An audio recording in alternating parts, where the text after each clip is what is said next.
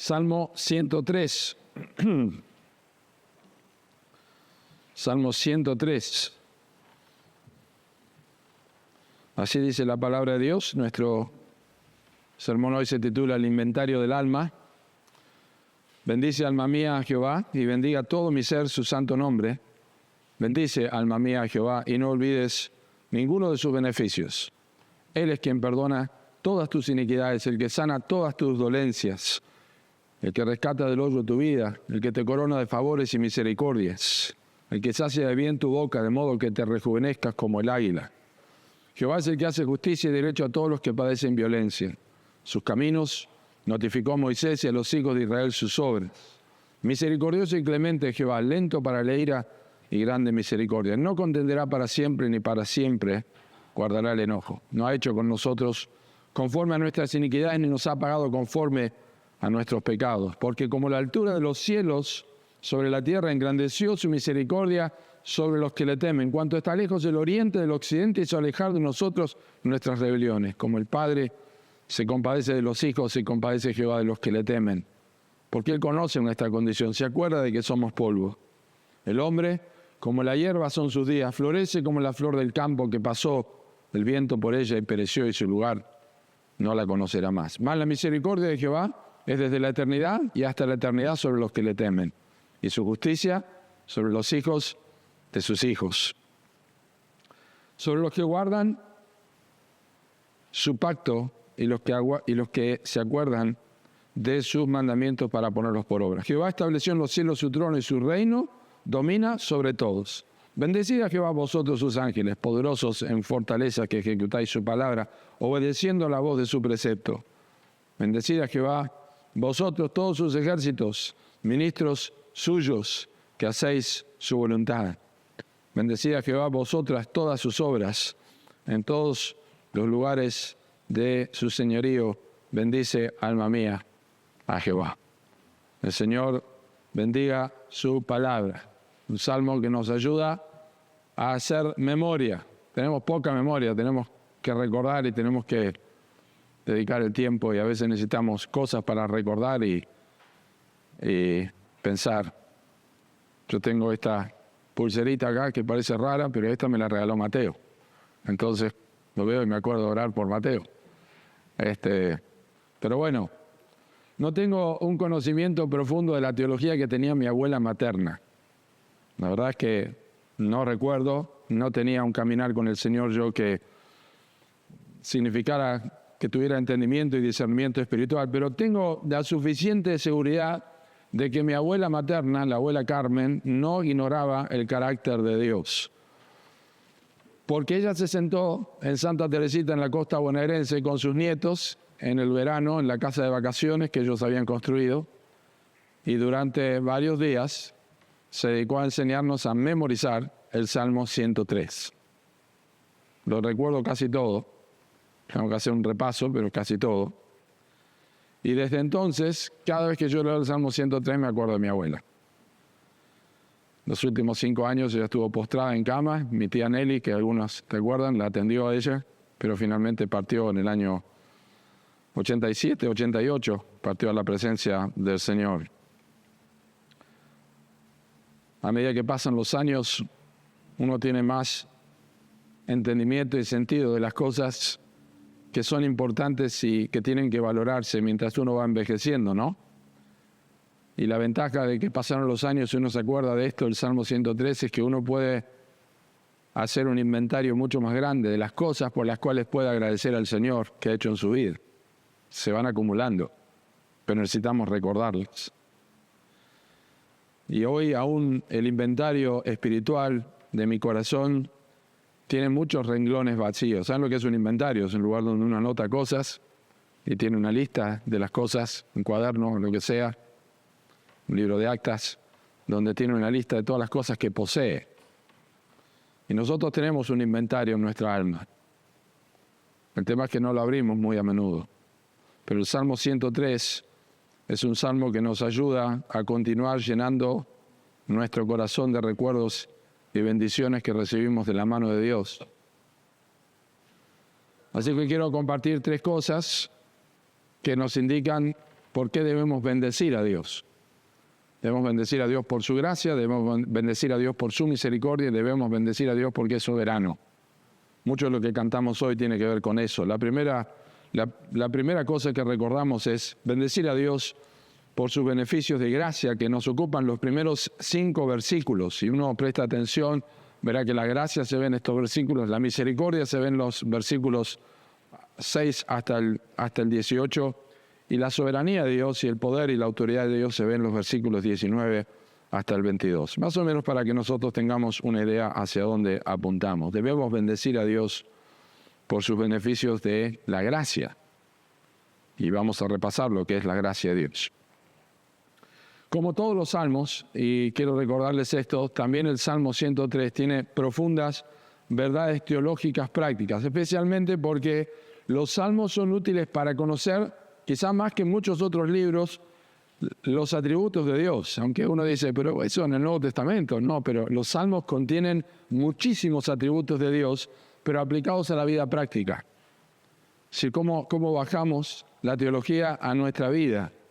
Muchísimos de los atributos de Dios son mencionados en los salmos y algunos de ellos los leímos hoy y vamos a repasarlos. Se ven en los salmos como en ninguna otra forma y libros de la Escritura, en forma práctica y en forma de alabanza y de adoración y de contemplación.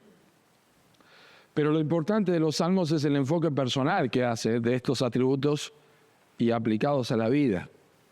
Son salmos personales como este que es el Salmo de David. Y este Salmo 103, igual que el 104, que va llegando casi al final, ya en el libro 106, el Salmo 106, al final del libro 4 de los Salmos, este Salmo deja bien en claro el autor, David, que sin un enfoque personal de adoración y concentración en Dios, el resto de nuestra vida sería solamente información teológica que no podríamos aplicar a nuestra vida personal.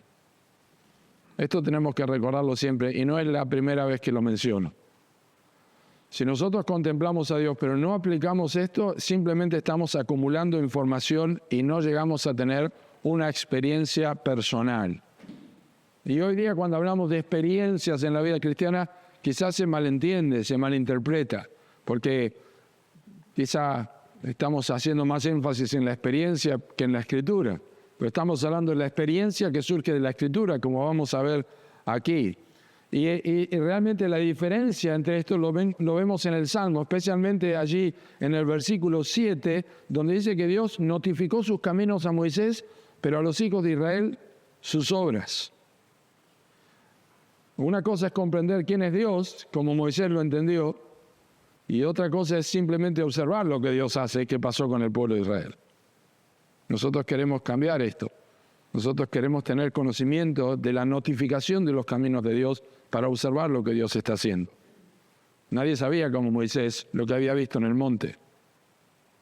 Dios siempre le dijo a Moisés, haz esto, esto y aquello, como el modelo que se te fue mostrado en el monte.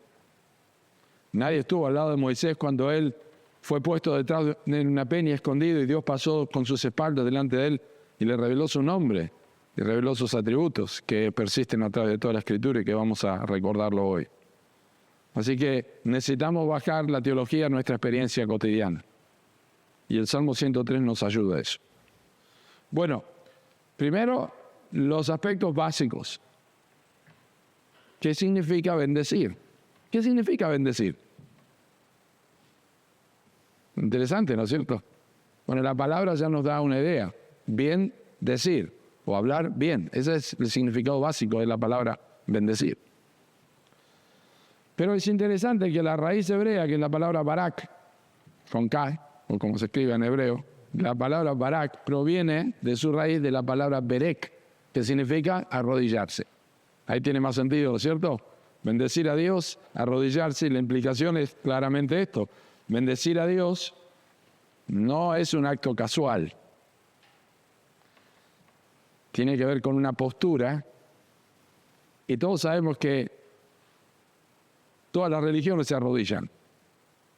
Entonces lo que estamos entendiendo es que tiene que ver con una postura del alma.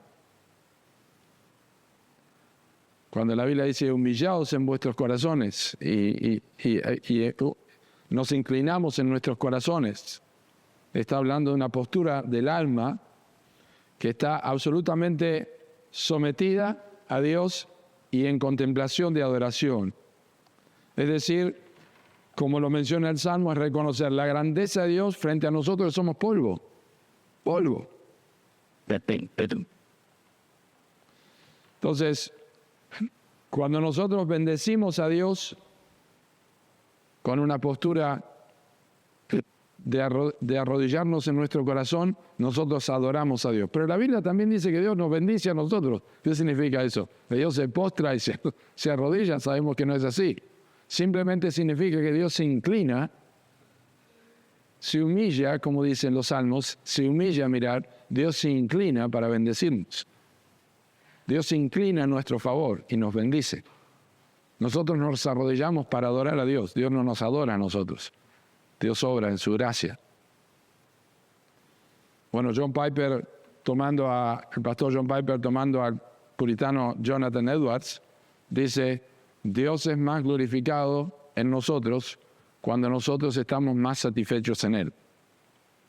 Ni vos ni yo encontramos satisfacción en algo que no disfrutamos. Por más condimento que tenga la comida, si no te gusta, no la disfrutás.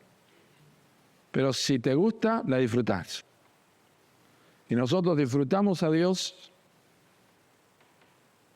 tanto más glorificamos a Dios, cuanto más disfrutamos de Dios. Y el salmista, el Salmo 103, David, disfruta a Dios, pero hace un inventario para que pueda tener en claro en su mente qué significa vivir la teología y los atributos de Dios en su vida. Es decir, Barak, arrodillarse o adorar o bendecir es la expresión externa de una satisfacción interna. Nosotros cantamos hoy, cantamos muchas canciones.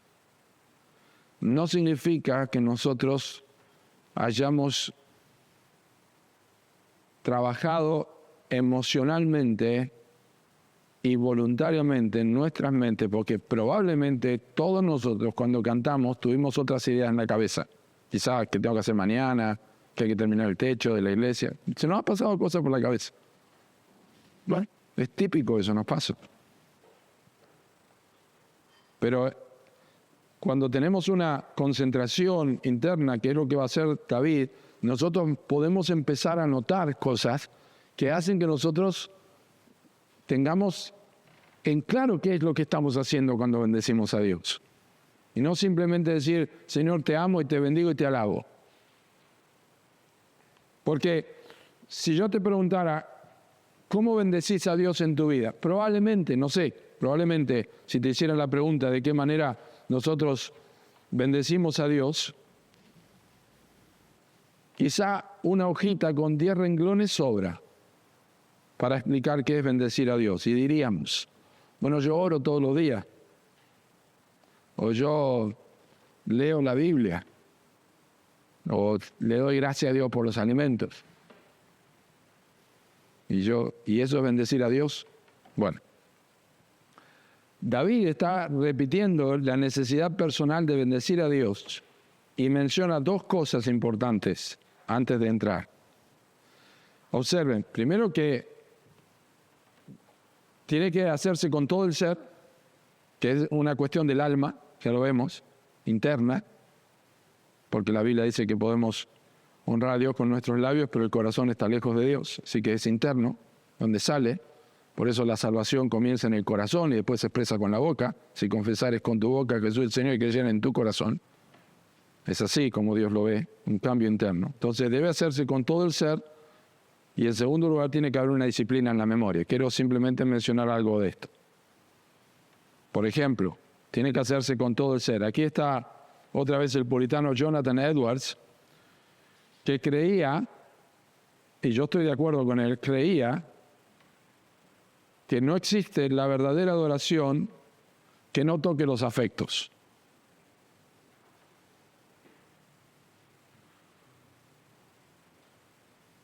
Yo veo que en la cancha los miles de personas que gritan el gol de Vélez, cuando hace un gol de Vélez, es impresionante. Cualquier tribuna, ¿no es cierto? 3, 4. ¿Saben lo que pasa cuando hace un gol del equipo? Por más chiquito que sea. Hay una reacción de las emociones. Y no estoy diciendo que hacemos lo mismo, porque no vamos a gritar de la forma que hace una cancha. Estoy simplemente comparando que las emociones son afectadas por algo que nos gusta. Entonces, a través del tiempo, la iglesia, a través de los últimos años, a partir de los años 60 en adelante, todo lo que tiene que ver levantar la mano, todo lo que tiene que moverse o hacer algo ya empezó a verse dentro del entorno carismático. Y lamentablemente ha habido una mala interpretación de esto. Y no vamos a hacer acá un entorno que tenemos que levantar las manos, que tenemos que aplaudir, ni nada de eso, no se asusten. Pero yo tengo muchos hermanos y amigos conocidos que adoran a Dios con su mano, levantan un momento y expresan, y simplemente están expresando algo a Dios, porque algo ha ocurrido en sus vidas que les motiva a hacer esto, con ética, con cuidado. Bueno, esto es un tema aparte. Pero el punto es este, que cuando hablamos de adorar a Dios con todo nuestro ser, y no estamos hablando solamente aquí en la iglesia, en nuestras casas, nos mostramos extrañamente impasibles, honrando a Dios solamente con los labios, mientras nuestros corazones están lejos de Él. ¿Por qué nosotros estamos tan impasibles? Porque no disfrutamos a Dios. David no está haciendo esto acá. Dice, bendiga con todo mi ser. Yo te pediría que me expliques cómo bendecís a Dios con todo tu ser, si afecta solamente tus labios. Puede ser tus lágrimas, puede ser tu rostro, puede ser tus manos, puede ser caminando, puede ser en silencio, puede ser en privado, y no es, estamos hablando de que algo es comunitario y otra cosa es individual, y David está hablando en forma personal, pero está invitando a la congregación. Bien, todo en su equilibrio correcto. No quiero que se queden pensando si uno tiene que levantar la mano o no, porque en eso no va a cambiar.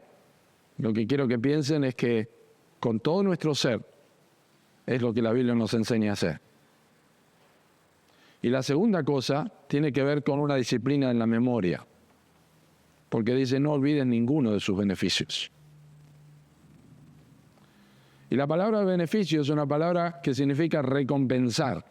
Y si uno se pone a pensar, Dios no tiene nada que recompensarnos a nosotros. No merecemos ningún tipo de recompensa. Por eso, cuando hablamos de los beneficios de Dios, hablamos de este tema que es bendecimos a Dios por su gracia, porque toda la recompensa que tenemos de Dios es gracia. Y nosotros, que merecemos el juicio, hemos sido tratados al revés. Y por eso debemos recordar. Salmo 77:11 dice, me acordaré de las obras de Jehová. Sí, haré yo memoria de sus maravillas antiguas. 105:5 dice, acordaos de las maravillas que Él ha hecho, de sus prodigios y de los juicios de su boca. 143:5 dice, me acordé de los días antiguos, meditaba en todas tus obras, reflexionaba en la obra de tus manos. ¿Cuándo fue la última vez que hiciste eso, que hicimos eso? Y también hay advertencias opuestas. En Salmo 106, versículo 7 dice, nuestros padres en Egipto no entendieron tus maravillas, no se acordaron de la muchedumbre de tus misericordias, sino que se rebelaron junto al mar, el mar rojo. Fíjense el lapso corto de memoria. Frente al mar rojo se rebelaron y recién habían visto 10 plagas. O sea, es terrible el corazón, capacidad para olvidar. Por eso en Deuteronomio capítulo 8, versículo 11, Dios hace una advertencia por medio de Moisés al pueblo. Le dice, cuídate de no olvidarte de Jehová tu Dios para cumplir sus mandamientos, sus decretos, sus estatutos que yo te ordeno hoy. No suceda que comas y te sacies y edifiques buenas casas en que habites. Y tus vacas y tus ovejas aumenten, y la plata y el oro se te multipliquen, y todo lo que tuvieres se aumente, y se enorgullezca tu corazón, y te olvides de Jehová tu Dios, que te sacó de la tierra de Egipto, de casa de servidumbre. Te olvides. O sea, el acto de recordar no es solamente un ejercicio mental al que yo me estoy refiriendo, sino que es una disciplina de la voluntad. Es una disciplina de la voluntad. Te sentás y empezás a recordar. Dios no necesita que recuerdes eso, pero Dios lo manda. Dios no necesita tu recuerdo. Dios ni necesita que lo bendigamos. Dios está satisfecho consigo mismo. Pero lo primero que debería refrescar, si vamos a hablar de adorar a Dios y de bendecir a Dios por su gracia y recordar, lo primero que debería refrescar nuestra memoria y alimentar el hábito para que nuestra alma posea un inventario más abultado y que se llenen las páginas de nuestro inventario, debe ser la gracia de Dios. Es decir, lo que vemos ahora rápidamente en los primeros 5 versículos, porque esa fue la introducción. La gracia de Dios debe ser lo primero. Y hay 3 cositas allí importantes para destacar. No podemos hacer un estudio palabra por palabra del Salmo. Pero hay 3 cosas básicamente que vamos a recordar por la gracia de Dios. Primero, el perdón de pecados. Él es quien perdona todas tus iniquidades.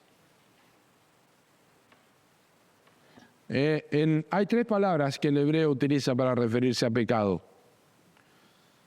La primera tiene que ver o significa errar al blanco. La segunda tiene que ver con la rebelión y la transgresión, que también es usada aquí en este salmo. Y la tercera es la palabra quizás más profunda en cuanto a la naturaleza humana. No se van a olvidar de esta palabra, por más que sea en hebreo, no se van a olvidar, porque la palabra es abón. ¿Quién no ha usado productos abón, no? Abón. ¿Qué significa abón? Significa torcer, significa doblar y significa distorsionar. Tiene nada que ver con la crema que te pones. Pero el pecado, justamente, Él perdona todas tus iniquidades. Está usando aquí la palabra abón, porque el pecado, y cuando recordamos la gracia de Dios que ha perdonado nuestros pecados, tenemos que recordar que el pecado no es solamente un acto externo de desobediencia, sino que es una deformación interna. Y cuando Dios ha perdonado nuestros pecados, ha tratado desde lo interior, nos ha quitado el corazón de piedra, nos ha dado un corazón de carne, porque hemos nacido nacimos con una naturaleza pecaminosa. El pecado no es solamente algo que hacemos, es algo que nosotros somos a causa de nuestra naturaleza caída. El perro ladra porque es perro, no se transforma en perro cuando ladra. Y nosotros no nos transformamos en pecadores cuando pecamos, somos pecadores y por eso pecamos. Es decir, nuestra voluntad está torcida hacia el mal, naturalmente está torcida hacia el mal. Entonces, no hay algo mayor que esto para recordar en la lista de nuestro inventario del alma. En la primera página del inventario y en la cabecera de la hoja está esto: en quien tenemos redención por su sangre, el perdón de pecados conforme a las riquezas de su gracia. Romanos 3:24 nos habla también de esto y nos dice que es la gracia de Dios con relación a nuestros pecados lo que debemos recordar, siendo justificados gratuitamente por su gracia mediante la redención que es en Cristo Jesús. Y luego en capítulo 5 de Romanos, versículo 20, dice: pero la ley se introdujo para que el pecado abundase, mas cuando el pecado abundó, sobreabundó la gracia. El apóstol Pablo le dijo también a los colosenses en capítulo 1, versículos 13 y 14, el cual nos ha librado de la potestad de las tinieblas y trasladado al reino de su amado Hijo, en quien tenemos redención por su sangre, el perdón de pecados. Y ese es un tema reiterado en el Salmo 103, no solamente aquí en el versículo 2, sino en el versículo 10, no ha hecho con nosotros conforme a nuestras iniquidades, nuestros abón, nuestras torceduras, nuestra distorsión, ni nos ha pagado conforme a nuestros pecados. Y en versículo 12, cuanto está lejos el oriente del occidente, hizo alejar de nosotros nuestras rebeliones. Es otra palabra, pero es otra palabra para el pecado. Dios ha tratado en nuestras vidas con eso. Entonces, la primera cosa por la que nosotros tenemos que ser agradecidos a Dios y bendecir a Dios en nuestros recuerdos, recordar de dónde nos sacó Dios. Y no es simplemente, Señor, gracias y perdona todos nuestros pecados. Estamos pensando de dónde nos sacó Dios. Y no estamos hablando de cuán profundo era tu vida moral o inmoral. Estás hablando de que no importa cuál sea la condición, igual que Hitler e igual que Madre Teresa de Calcuta, necesitas a Cristo. El perdón de pecados es lo más importante. A los discípulos, cuando volvieron los 70 y le dijeron a Cristo que veían caer del cielo a Satanás como un rayo, le dijo, no se regocijen de que los demonios se les sujetan, sino gócense que vuestro nombre está escrito en el libro de la vida, lo cual no es posible si los pecados no han sido perdonados. Y en Lucas capítulo 15, versículo 10, Cristo dice que en el cielo hay gozo por un pecador que se arrepiente. Eso es lo que motiva el gozo de los ángeles. Es la primera cosa, y lo que David dice, bendice alma mía, no olvides ninguno de sus beneficios, Él perdona todas tus iniquidades. Entonces, primera cosa para recordar, y primero en la lista, cada día, ¿de dónde me sacó Dios? Segunda cosa, nos sana, dice, el que sana todas tus dolencias. Sería tentador hablar de que Dios nos cura siempre y hace todo para que nosotros tengamos salud, pero sabemos que no es así. Pues todos tenemos médicos que recurrimos para lo que sea, dentista, lo que sea. Yo otro día fui al médico, después que tuvimos la limpieza del terreno, me entró algo en el ojo, tuve que ir al oculista. Y todavía estoy poniéndome gotas. Y me están ayudando, pero ¿saben qué? Dios está sanándome, porque Dios controla la fórmula de esas gotas. Nosotros tenemos un dolor de cabeza y nos tomamos un ibuprofeno y decimos, me calmó el Actron. Pero no funciona si Dios no hace nada. Entonces no significa que Dios siempre cura las enfermedades. Lo que sí significa que cuando se curan las enfermedades es porque Dios lo ha hecho. Y algunos pensarán que esto es poético, sana todas tus dolencias, que tiene que ver con pecados. No, la palabra original no tiene nada que ver con lo espiritual, tiene que ver con lo físico. Entonces tiene que ver con este tema. O sea, no tenemos control sobre nuestra salud, sobre nuestra vida. Sin embargo, tenemos que darle gracias a Dios de que Él me ha sanado, de que Él me ha curado. Me dolía acá, tenía este problema y se me fue. Ya no tengo más dolor. ¿Cuándo damos gracias a Dios por eso? La tercera cosa es que nos redime y nos colma de bienes. El que rescata del hoyo tu vida, el que te corona de favores y misericordias. El que sacia de bien tu boca, de modo que te rejuvenezcas como el águila. Rescate es una palabra que significa redención. En el hebreo, y hoy día muchos lo saben porque se ha escuchado, la palabra goim es el pariente cercano, como Booz en el libro de Ruth, el pariente cercano, es el redentor, la persona que tenía el derecho de redimir, de comprar de la esclavitud a alguien que estaba, por causa de que no podía pagar, sujeto a otro para poder vivir. Pero también podía comprar una propiedad por un pariente pobre, como dije, rescatarlo de la esclavitud, o también podía vengar la sangre de un pariente. ¿Se acuerdan? El vengador de la sangre. Eso lo hacía el Redentor. Por eso en este Salmo, aquí, por lo que damos gracias a Dios y bendecimos a Dios por su gracia, es porque Dios es el pariente cercano. Él es nuestro pariente cercano. Y en el Nuevo Testamento sabemos que esto tiene que ver ¿con quién? Con el Señor Jesucristo. ¿Cómo sabemos que Él es nuestro pariente cercano? Porque tomó forma de siervo, hecho semejante a los hombres. Se encarnó. Se hizo hombre. No rescató a los ángeles, sino a la descendencia de Abraham. pagó el precio, tenemos redención por su sangre. Él pagó el precio. Él nos redimió.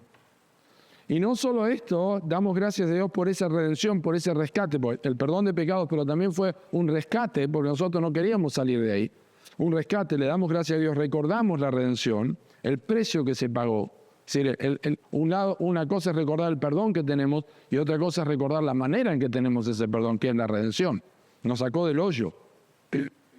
Nos coronó de favores y misericordias. Eso es, como dice Cristo, el que pasa por esta puerta entrará y hallará pasto. O sea, no es solamente Dios nos salvó y nos dejó allí. Dios nos bendijo con toda bendición espiritual en los lugares celestiales en Cristo, dice Efesios capítulo 1, versículo 3. Nos ha bendecido. Mirá tu vida y pensá en todas las cosas que Dios ha coronado tu alma. Por eso dice, te sacia de bien tu boca, de modo que te rejuvenezcas como el águila. Y aquí hay muchas teorías de cómo el águila se rejuvenece, pero la más certera es que el águila sube muy alto para que sus plumas viejas se calienten y se caigan, y luego tiene que reposar para que puedan salir otra vez. Hay águilas, no es el águila que nosotros conocemos, es otro tipo de águila donde David hablaba, pero básicamente es un tipo de águila. Hay águilas que duran entre 40 y 50 años. El águila es uno de los animales con mejor visión hasta el final de sus vidas, de su vida. La mejor visión es la visión de un águila. Y dicen los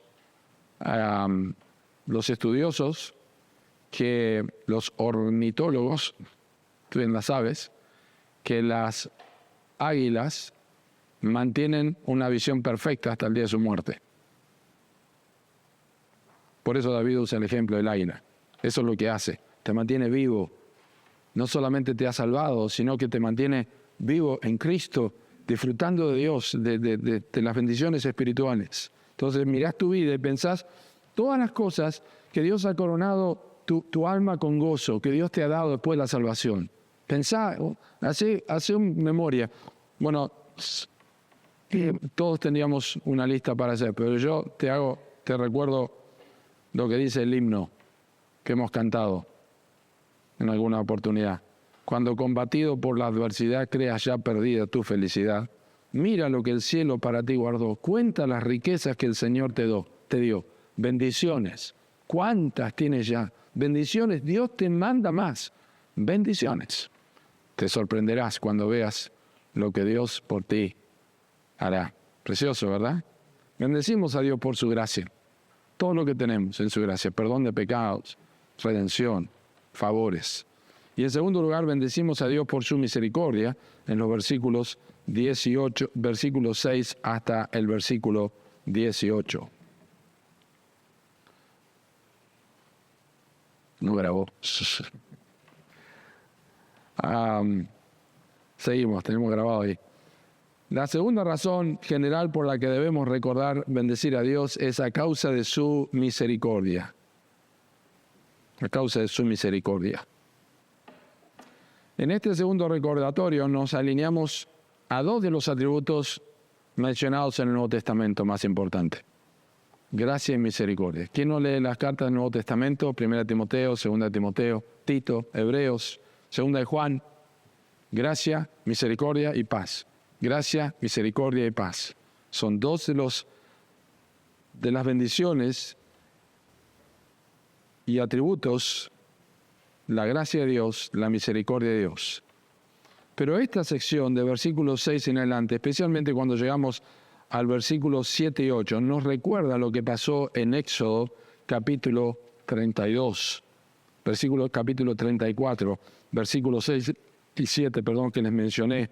Dice, pasando Jehová por delante de él, proclamó, Jehová, Jehová, fuerte y misericordioso y piadoso, tardo para la ira y grande en misericordia y verdad, que guarda misericordia a millares, que perdona la iniquidad, la rebelión y el pecado. Allí están todas las palabras que mencioné hebreas. Que de ningún modo tendrá por inocente al malvado, que visita la iniquidad de sus padres, de los padres sobre los hijos, y sobre los hijos de los hijos, hasta la tercera y cuarta generación. Es la revelación de Dios a Moisés que encontramos aquí, y es un Dios de misericordia. El Dios del Antiguo Testamento es un Dios de ira. Bueno, lean cómo Dios se reveló a Moisés y es un Dios de misericordia. Es un Dios clemente, es un Dios compasivo, es un Dios tardo para la ira. Reveló el carácter, su carácter Dios se lo reveló a Moisés de una forma tan inconfundible y clara. Es el Dios del pacto que reveló su esencia en nuestros versículos que son inescrutables. Si uno tendría que estudiar esos versículos y ver lo que significa cada palabra, es increíble.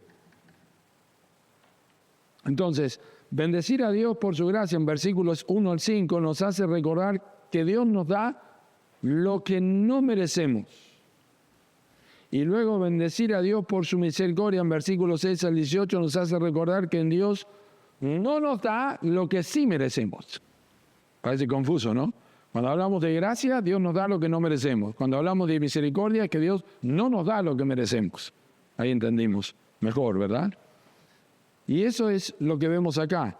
Cuando Dios no nos da lo que merecemos, lo que encontramos en esta sección, el contraste que hay entre la grandeza de Dios y nuestra propia debilidad, porque aquí habla de que somos polvo, de que somos como la flor del campo, toda nuestra debilidad, todas nuestras limitaciones, en contraste con el carácter de Dios, es aquí, en este versículo 6, donde David deja a su propia persona, empieza a decir, todos nosotros tenemos que recordar la misericordia de Dios. Pues tu experiencia de gracia es personal, el perdón de pecados es individual, pero la misericordia de Dios, todos nosotros tenemos que recordar. Y David dice, esto es lo que tenemos que recordar. Miren, aquí estamos, todos nosotros. Tenemos que recordar, no contenderá para siempre, no va a guardar para siempre el enojo. Comienza a hablar de manera plural. Y que David mencione el carácter de Dios en versículo 8, quiere destacar que es lo que impulsa todo lo que Dios hace a nuestro favor. No vaya a ser que después que nosotros entendimos la gracia y Dios empieza a trabajar en nosotros comencemos a pensar, como el pueblo de Israel, que creía que las vides y todo lo que tenía eran de su propio producto. Pero esto proviene de Dios. Es por su misericordia. Dios sigue dándonos lo que no merecemos. No merecemos nada. Dios es clemente, Dios es misericordioso, Dios es lento para la ira. Estos son atributos de Dios que nosotros tenemos que tener siempre presentes en nuestra adoración y agradecimiento a Dios. Dios, ¿cuándo fue la última vez que escuchaste? Dios escuchó de tus labios, Señor, te doy gracias por la misericordia que mostrás para conmigo todos los días. Y eso que la Biblia dice, que su misericordia son nuevas cada mañana. ¿Cuándo fue la última vez que Dios escuchó de tus labios decir, gracias por tu clemencia para conmigo? Yo no lo recuerdo en mi propia vida. Estudiando el Salmo soy exhortado. Una gratitud al Señor en forma especial, reconocer que somos finitos, somos temporales. Yo podía estar muerto. Es mucho más claro cuando adoramos a Dios y vemos su grandeza en nosotros, polvo, ceniza, como una hierba del campo. Vos merecías el infierno y yo merecía el infierno también. Y merezco el infierno. Pero dice esta sección que Dios alejó nuestros pecados. Fueron alejadas, aunque somos cortos en los días que vivimos. Entonces, en esta sección donde vemos la misericordia de Dios, encontramos una incapacidad total de nuestra parte y a su vez un dilema muy profundo, porque la porción empieza diciendo que Dios hace justicia. ¿Y cómo Dios puede hacer justicia siendo un Dios santo y perdonar nuestros pecados? ¿Cómo es posible que los pase por alto? ¿Cómo es posible que los aparte si Dios es justo y no nos trata como merecemos? Entonces, esto se ve puntualmente en versículos 10 y 11. Presten atención, porque David usa dos analogías o dos figuras. Una es vertical y la otra es horizontal. La razón por la que Dios no ha hecho con nosotros conforme a nuestras iniquidades es porque Él ha tratado a Cristo como si fuera pecado. 2 Corintios 5:21. No pecador, sino como si fuera pecado. Al que no conoció pecado, por nosotros lo hizo pecado para que nosotros fuésemos hechos justicia de Dios en Él. Y esa es la razón por la que Dios no trata con justicia con nosotros, porque trató con justicia con su Hijo. Y Él hizo alejar nuestros pecados. Y esto es lo que la Biblia enseña, la sustitución, y es el enfoque vertical. Es el enfoque vertical. No nos trata a nosotros porque trató a Cristo como pecador y ahora a nosotros nos trata como justos. Y podemos decir, no ha hecho con nosotros conforme a nuestras iniquidades ni nos ha pagado conforme a nuestros pecados. No porque lo merecíamos, no porque tuviéramos algo, que Dios haya visto algo en nosotros, sino porque vio la justicia de Cristo y que vio que es la única persona donde Él podía cargar toda su ira para que nosotros fuéramos librados. Y eso debe hacer que nosotros demos gracias a Dios, gracias por la sustitución, gracias por el intercambio, gracias porque no solamente me salvaste, sino que yo merecía tu ira. Eso es misericordia. Te bendigo, Señor, por esto. Por eso me gustan las canciones que tienen estas letras claras, teológicas, doctrinales, que nos recuerdan estas verdades. Glorioso intercambio. Es fabulosa esa canción. ¿Cuándo hemos cantado canciones así? Los que conocemos a Cristo de años.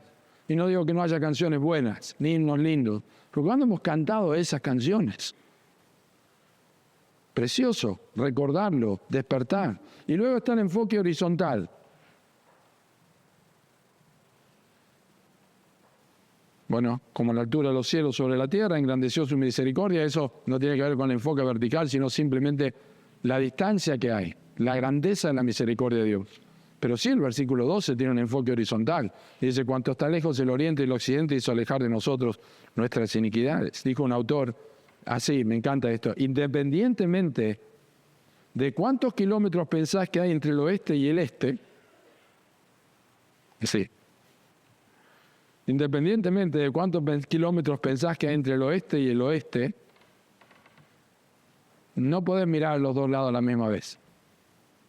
No hay nadie que pueda hacer eso a la misma vez. Tenés que darle la espalda a uno para poder mirar en la dirección del otro. ¿Está claro eso? Entonces, cuando Dios nos perdona, pone nuestros pecados y a nosotros en horizontes diferentes. De modo que cuando Él mira nuestro pecado, ya no nos está mirando a nosotros. Y cuando nos mira a nosotros, ya no está mirando nuestro pecado. Y para usar el vocabulario de Pablo, somos justificados.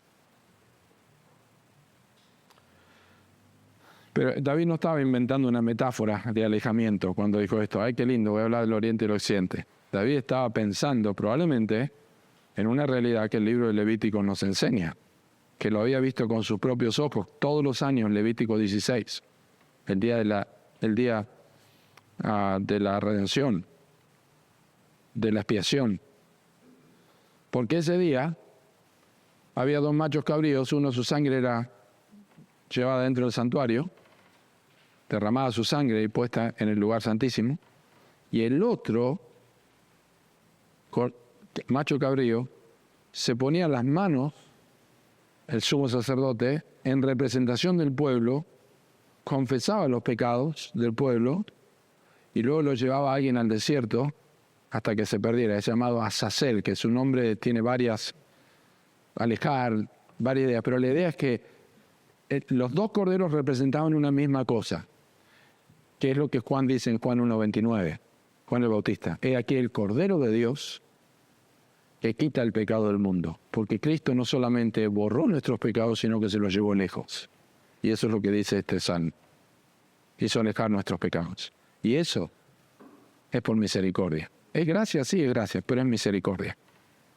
Es misericordia. Esto es lo que nos señala Cristo.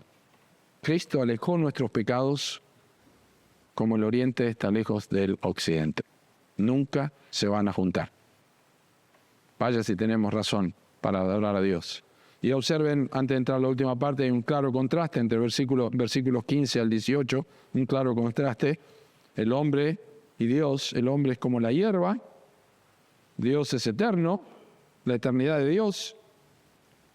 La Biblia sabemos que utiliza frecuentemente la hierba para representar la fragilidad y la caducidad de las cosas, o el vencimiento. Nosotros tenemos fecha de vencimiento. Y la Biblia utiliza la hierba. El hombre como la hierba son sus días, dice acá. Pedro utiliza también la hierba para hablar del hombre, tomando también del libro de Isaías. Pero en este pasaje la misericordia es Dios, eterna. La misericordia es eterna, la gracia de Dios es eterna, la justicia de Dios es eterna, describe la naturaleza. Así que nosotros es importante que seamos agradecidos y bendigamos a Dios cuando recordamos esto, de manera que nos va a ayudar a recordar siempre que nuestra seguridad no reside en nuestra capacidad para mantenernos, sino en el Dios que cumple el pacto. La misericordia de Jehová es sobre los que le temen, y su justicia sobre los hijos de los hijos, sobre los que guardan su pacto y se acuerdan de sus mandamientos para ponerlos por obra. Nosotros fallamos, pero el pacto es el nuevo pacto en su sangre que Dios recuerda. No es el antiguo pacto, sino es el nuevo pacto en su sangre, que es unilateral. Él lo hizo, Él murió por mí, Él satisfizo la demanda de Dios y mis pecados son perdonados. Y por eso yo puedo darle gracias a Dios, por su misericordia, porque yo no hice nada para este pacto, Cristo lo hizo todo. Este es el nuevo pacto en mi sangre, dijo Cristo. Es la obra de Cristo. Y finalmente nosotros tenemos que bendecir a Dios por su soberanía y su poder en los versículos 19 al 22. Es la última razón por la que David en esta oportunidad nos invita a bendecir a Dios con nuestra alma y con todo nuestro ser. Es la certeza de la soberanía de Dios. Y esto hace que el Salmo tenga finalmente un hilo conductor. Se los digo cómo, un hilo conductor. La gracia de Dios nos da lo que necesitamos, versículos 1 al 5. La misericordia nos quita lo que merecemos, versículos 6 al 18. Y la soberanía de Dios asegura que estas promesas nunca van a faltar, versículos 19 al 22. Por eso el Salmo finaliza prácticamente de la forma que empieza. Bendice alma mía a Jehová. Bendice, alma mía, a Jehová. Pero lo que hace David al finalizar el Salmo es eleva la exhortación fuera de la tierra. Creo que una de las cosas que hace que David vea la soberanía de Dios es recordar la comparación entre que él es polvo y es hierba con la grandeza de Dios. Si ustedes se acuerdan, hay un personaje en la Biblia que le pasó lo mismo, y es Nabucodonosor. Nabucodonosor llegó a ser como un animal. Y cuando Dios lo sacó de allí, él reconoció que Dios gobierna, que Dios reina sobre todo. Y lo que hace David aquí, dice, su reino domina sobre todos. Él es quien gobierna todo. Daniel 4:34 es Nabucodonosor confesando eso. Entonces Dios tiene que ser bendecido incluso por los que, aquí David dice, Dios tiene que ser bendecido no solo por nosotros, incluso por los ángeles que no pecaron.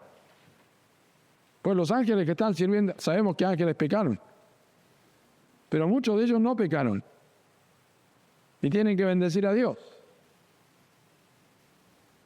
Y ojo, porque a veces pensamos, los ángeles, wow, los ángeles sin pecado, sí, pero la diferencia entre un ángel, entre Dios y un ángel, es la misma diferencia que entre Dios y un gusano. No hay comparación. Pero David dice, ustedes sus ángeles también tienen que adorar a Dios. Ustedes también tienen que bendecir a Dios. Tienen que bendecir a Dios. Nosotros bendecimos a Dios por sus beneficios. Y ustedes tienen que bendecir a Dios porque es digno de ser adorado. Se habla a sí mismo David y termina convocando a todo el universo. Todos tienen que adorar a Dios. Y nosotros sabemos que eso es lo que va a ocurrir. Apocalipsis 5 dice que toda la creación y todos los seres adoraron a Dios. Y cantamos Apocalipsis 5:12, ¿recuerdan? Él es digno.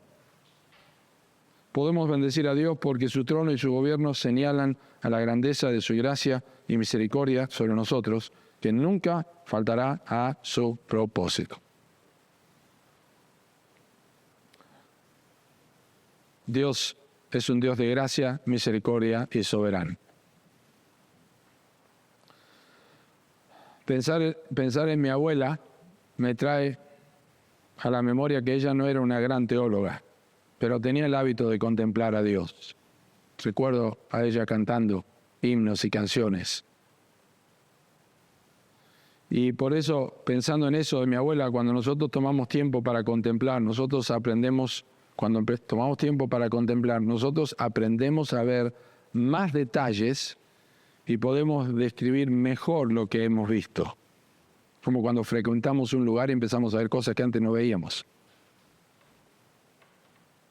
Y si nosotros dedicáramos más tiempo a observar a Dios, no solo lo que Dios ha hecho, sino lo que continúa haciendo en nosotros, lo que ha hecho y sigue haciendo en su creación, porque Dios sigue haciendo cosas increíbles en su creación, y empezamos a descubrir más cosas que el hombre no sabía que Dios había creado.